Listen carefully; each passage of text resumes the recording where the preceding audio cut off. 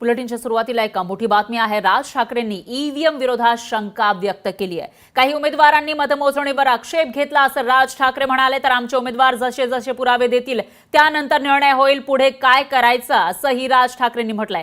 तुर्तास ईव्हीएम विरोधात कोणतीही भूमिका नाही असंही राज ठाकरे म्हणाले। तर राज ठाकरेंनी विधानसभा निवडणुकीतील पराभवाचा आढावा घेतलेला आहे। ते आज पुणे दौऱ्यावर होते। यावेळेला राज ठाकरेंचे जे उमेदवार पराभूत झाले आहेत त्यांच्यासोबत त्यांनी चर्चा केली, आढावा घेतला आणि त्यानंतर ईव्हीएम वरून संशय व्यक्त केलाय।